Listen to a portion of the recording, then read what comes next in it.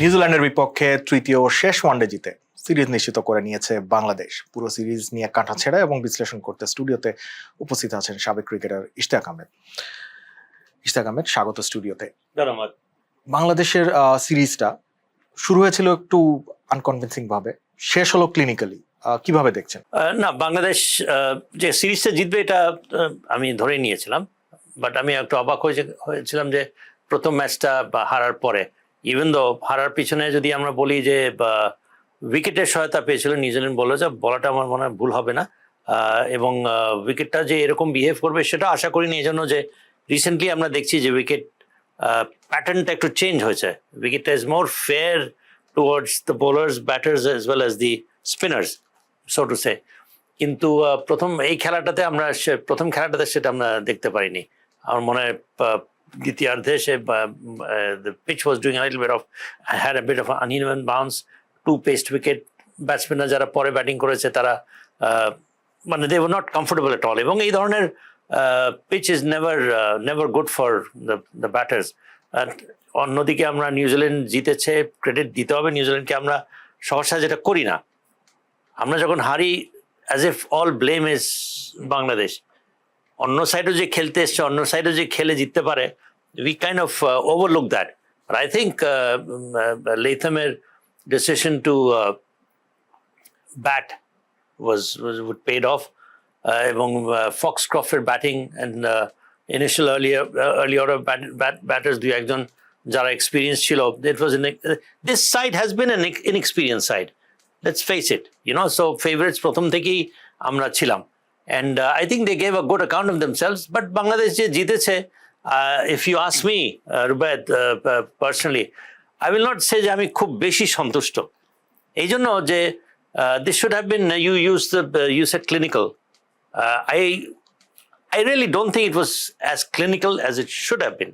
Bangladesh is way too experienced, এবং আমার মনে হয় হোম কন্ডিশন যে ধরনের অ্যাডভান্টেজ নেওয়া উচিত ছিল সে ধরনের অ্যাডভান্টেজটা তারা নিতে পারেনি। তারপরে New Zealand at the end of the day was an inexperience side, সেটাও আমার মনে হয় যে that did not reflect in the between the two sides, but জিতেছে Bangladesh, good for them, they still have a chance of qualifying, so ওই সেন্সে it's a good series for Bangladesh.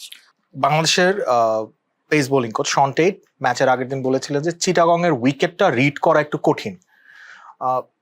সেক্ষেত্রে সিরিজটা কি ঢাকায় শেষ হলে বেটার হতো আপনার কি? Well, Chittagong is a wicket যেখানে ব্যাটার্সদেরই ফেভার করে, অ্যান্ড হি সেড যে বাংলাদেশের বাই অ্যান্ড লার্জ উইকেটসগুলো এরকমই যে বলা যায় না, and he says that it's always a great challenge to play in this kind of wickets, but I would not say so much as যে উইকেটের হলে ভালো হতো ঢাকায়।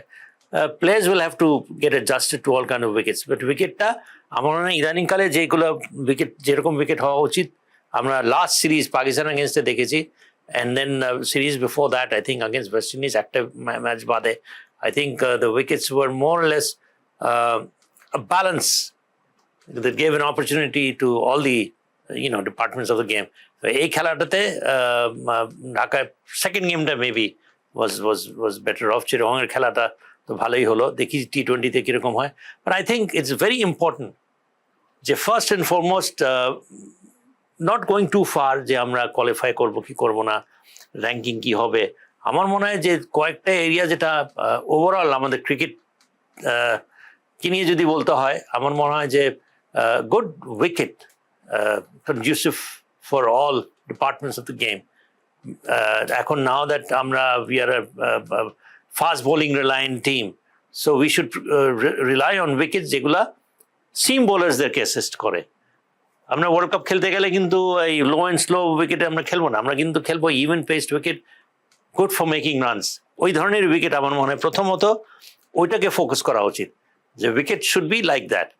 সেকেন্ডলি আমার মনে হয় that will give an opportunity আমাদের প্লেয়ার্সদেরকে to improve their level of consistency. এটা যদি কনসিস্টেন্ট হয়ে গিয়ে থাকে, কি কারণ আমরা মনে হয় কেউ বলতে পারবো না যে what is the reason why our players are inconsistent. Because if আমরা যদি খতিয়ে দেখি, অ্যানালাইজ করি, প্রত্যেকটা প্লেয়ার কিন্তু দেশে বিদেশে কোয়ালিটি খেলা খেলেছে ইন্ডিভিজুয়ালি যদি দেখি আমরা। So our players are capable of putting up decent performances at the highest level against any opposition. আমরা কারোর মধ্যে ওই সন্দেহটা থাকা উচিত না, otherwise will not be fair to our boys and our cricket, যে আমাদের প্লেয়ার্সদের মধ্যে সে অ্যাবিলিটিসটা নাই। এটা if anybody tries to say that would be not only fooling themselves, would be unnecessarily critical. Ishtaq ভাই, আরেকটা বিষয়, মডার্ন ক্রিকেটে এখনকার সময় ওয়ানডেতে 300 রান ধরা হয় পার স্কোর।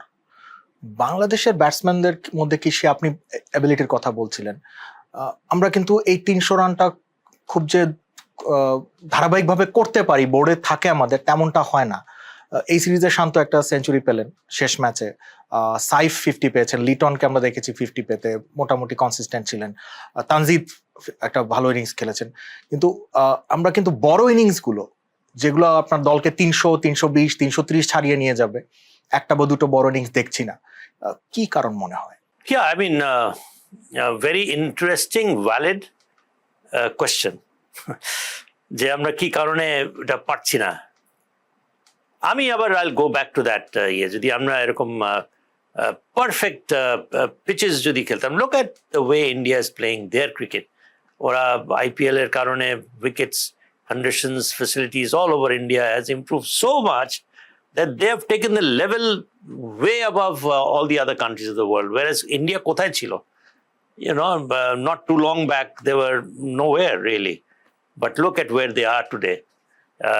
এবং সেটা যদি আমরা সেরকম একটা যদি সিচুয়েশন ক্রিয়েট করতে পারি যে আমাদের যে কটা ভেনিউজ আছে, let us all prepare to let us all focus on preparing these wickets, these conditions overall, not just the wicket, overall playing conditions যদি আমরা facilities, world class indoor facilities and practice facilities যদি ব্যবস্থা করি, so that everyone can avail those facilities, not just the national players, তাহলে কি হয়, and then again arrange matches home and away on the best of wickets, then I think you are giving them an opportunity, a good opportunity, fair opportunity.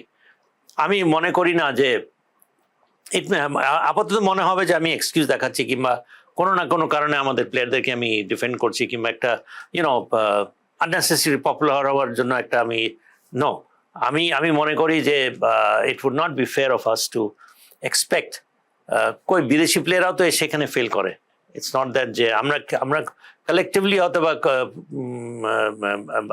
ইয়ে করতে পারি না, but আমরা if you go by results, we have won quite a lot of matches. আমার মনে হয় আমরা দেশের মাটিতে অনেক কটা সিরিজ জিতেছি, which was not the case long back. Now we are giving, আমরা প্রত্যেকটা সিরিজ যখন হয়, we go in as favorites.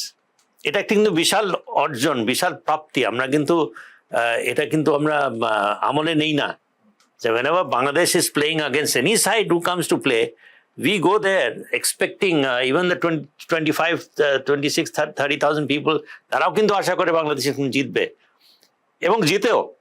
তো লোক, আমরা অর্জন তো কিছু করেছি আমরা, বাট আমরা ইয়েস এত বছর পরে আমরা উই এক্সপেক্ট মোর, সেটাই স্বাভাবিক। এবং এই প্লেয়ারদের পিছনে অনেক ইনভেস্ট করা হচ্ছে, অনেক সুযোগও যে পাচ্ছে না তা না, বাট আমার মনে হয় যে এই একটা জিনিসে আমরা যদি ফোকাস করি, improve the overall conditions, facilities and both outside of Dhaka. It cannot be just Dhaka based. So I mean, let's see, 4-5 বছর যদি এভাবে ধারাবাহিকভাবে যদি দেশের মাটিতে সবখানে যদি ফ্যাসিলিটিস ওরকম হয়, তারপরে গিয়ে দেখি যে ইমপ্রুভ মানে ওই লেভেলে আমরা পৌঁছাতে পারি কিনা, then I think you can expect to see collective performances and individual performances তো আছেই। বিশ্বকাপ পর্যন্ত বাংলাদেশ ক্রিকেট বোর্ড মেহেদী হাসান মিরাজকে অধিনায়ক রেখে দিয়েছে এবং বিশ্বকাপেও তিনি দলকে ওয়ানডে বিশ্বকাপে নেতৃত্ব দেবেন। মিরাজের ক্যাপ্টেন্সিটাকে কেমন দেখছেন? সোশ্যাল মিডিয়া একটা ক্রিটিসিজম আছে যে তিনি অত্যন্ত ডিফেন্সিভ ক্যাপ্টেন, সাকিব আল হাসানের মতো আক্রমণাত্মক নন, কিংবা তামিম ইকবালের মতো ইনস্ট্যান্ট ডিসিশন হয়তো নিতে পারেন না। কিভাবে দেখছেন বিষয়টা? Well, you mentioned Tamim Iqbal. Look, Tamim Iqbal nature was an aggressive batsman, an aggressive. Yeah, so that approach goes more by his nature. But I think যে আমরা ক্যাপ্টেনের উপরে একটু unnecessarily, don't mind my saying it, আমরা unnecessarily একটু critical হয়ে যাই. Which captain will make an instant difference? আমার তো মনে হয় না এরকম কেউ Imran Khan like or Ian Chappell like or Mark Taylor like যে দুই তিনটা নাম ইনস্ট্যান্টলি মাইন্ডে চলে আসে, you know, as captain who makes a difference, why should we expect যে মেহেদী হাসান মিরাজ এসেই টিমটাকে জিতিয়ে দেবে? জিতাচ্ছে তো, কিন্তু কি এমন করবে যেটাতে he will stand out as a successful captain? আমি মনে করি যে ওর যেটা দরকার, কিংবা যে কেউ ক্যাপ্টেন যেই হয় না কেন, ফার্স্ট অ্যান্ড ফরমোস্ট হচ্ছে যে তুমি তোমার পারফরমেন্স গুলো ইউ ডেলিভার অ্যাজ আ যেটাই তোমার role, which I think the only player who has done that was Mashrafi. এবং তার মধ্যে কিছু লিডারশিপ কোয়ালিটিস ছিল, he could bring out the best from amongst the players. But last but not the least, ও কি করতো? He knew what his role was. His role was as a fast bowler. His role was to contain runs and take out few wickets early on. And he did it game after game. এমন না যে সে 4-5টা wicket নিয়ে প্রত্যেকটা match বের করে নিয়ে এসছে। ওর যা রোল সেটা কিন্তু প্রত্যেকটা ম্যাচে সে কিন্তু, I think I'm not being unfair in my or irrational in my assessment. You look, Mashrafe আহামরি তো কোনো ব্যাটিংয়েও গিয়ে খুব একটা কোনোদিন কিছু একটা করতে পারেনি, but he had a command over the team. সে নিজে even when he used to give his মানে as if his life, the team depended on him, you know, এমন ভাবে সে ফিল্ডিং করতো। সো ওই ধরনের committed captain who will lead from the front, যে কিনা personal example দিয়ে কিংবা প্লেয়ারদেরকে মোটিভেট করে, bringing out the best from the players, ওরকম কিন্তু কেউই নাই মাশরাফি বাদে। এক্সেপশনাল প্লেয়ার্স ছিল Shakib and Tamim, yes they were successful in own ways, but সাকসেসটা কি আমাদেরকে ডিফাইন করতে হবে। What is success? Did they win matches on their own, কিংবা প্রত্যেকটা সিরিজ কি ওরা জিতেছে as captain? So I think আমরা মিডিয়াতে থাকি কিংবা যেখানে যেই ক্যাপ্টেন হয় না কেন, প্রথমে আই রিমেম্বার, আমি এই জন্য আই হোপ আমি দীর্ঘায়িত করছি না, শান্তকে যখন ক্যাপ্টেন করলো, শান্ত ক্যাপ্টেন হওয়ার আগের থেকেই কথাবার্তা বলা হচ্ছে, আমি অনেক টকশোতেই গেছি, শান্ত ক্যাপ্টেন হতে না হতেই সে কবে ফেল করবে, সে ফেল করলে কাকে দেওয়া হবে, আরে ভাই ওকে তো করতে তো দাও। আমরা ওকে ক্যাপ্টেন হওয়ার সাথে সাথে we are planning to oust him from the captaincy. So মেহেদী হাসান মিরাজের ক্ষেত্রেও আমি মনে করি let's give this guy some time. ওর মধ্যে তো ওই ন্যাচারাল ওই এরকম aggression কিংবা ওরকম তো charisma নাই, right? But he's a fantastic player. So let's see, and captain is as good as the team. ও যতদিন সে if he can perform as a player, আমার মনে হয় যে that is his first role, and then each and every player has to contribute. Mehdi Hasan Miraj alone cannot win you matches. আপনি খুব সংক্ষিপ্তভাবে বাংলাদেশের pace bowling অ্যাটাকের কথা বলেছিলেন যে এখন বাংলাদেশ আসলে পেস বোলিং নির্ভর একটা দল।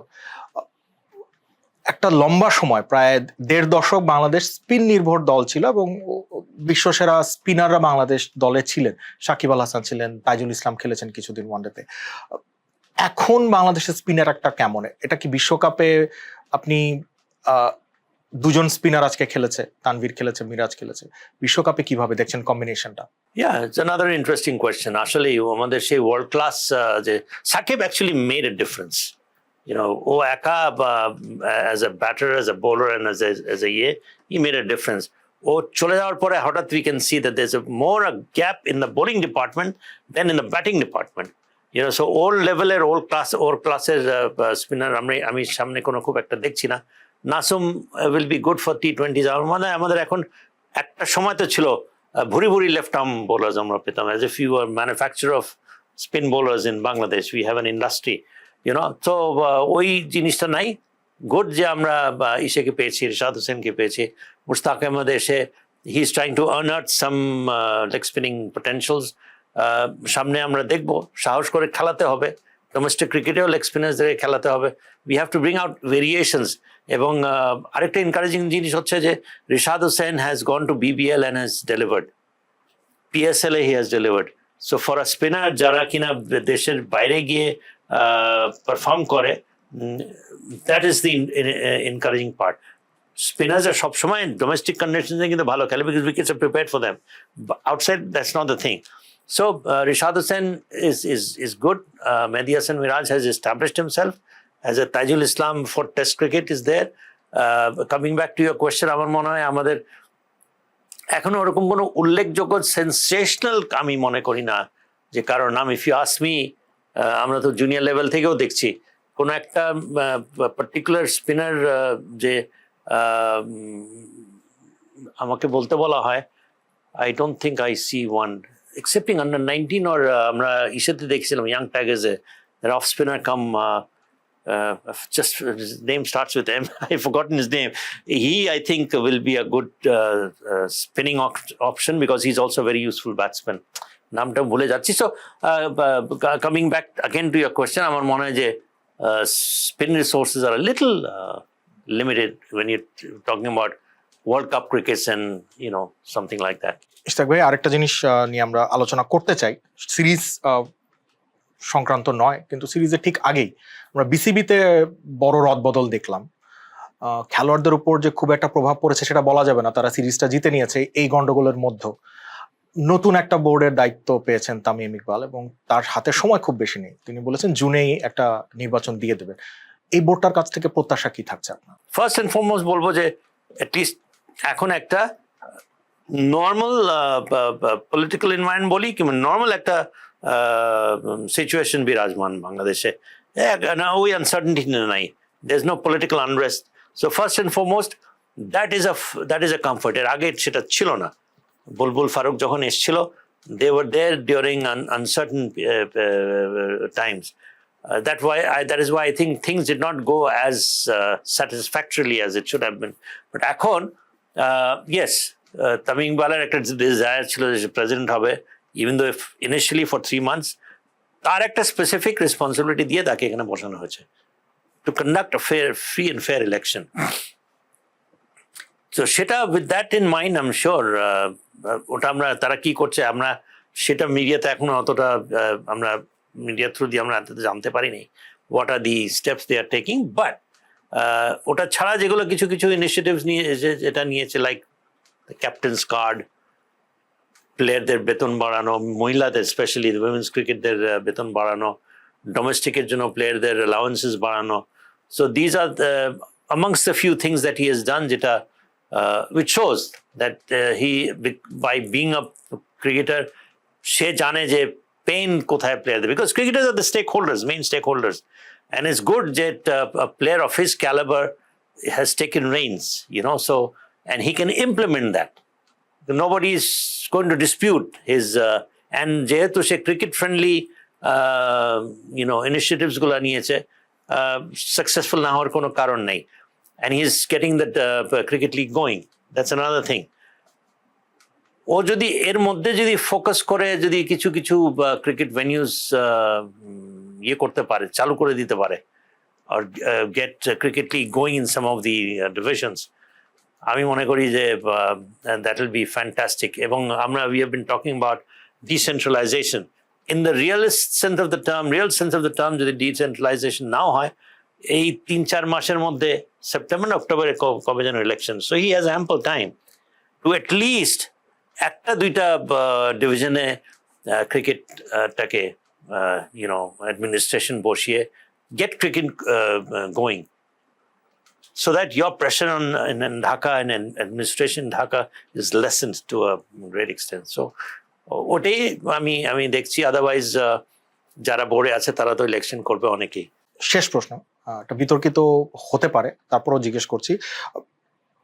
আমিনুল ইসলাম বুলবুল, ফারুক আহমেদ একসময় আপনার কলিগ ছিলেন মাঠে, তাদের বিদায়টা যেভাবে হলো, এটা কি একটা ভালো উদাহরণ তৈরি করলো বাংলাদেশ ক্রিকেটে?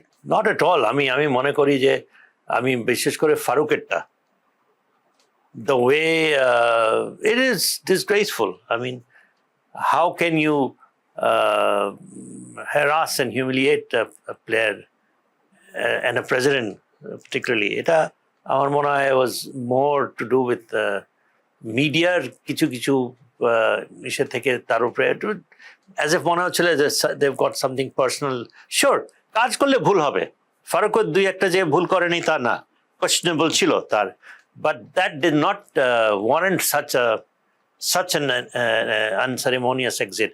বুলবুল আনফর্চুনেটলি সব কিছু ছেড়ে দিয়ে বাংলাদেশে আসলো, পেলোটা কি? এটা কি হলো? অ্যাবসলিউটলি নট, এটা মোটেও কাম্য নয়।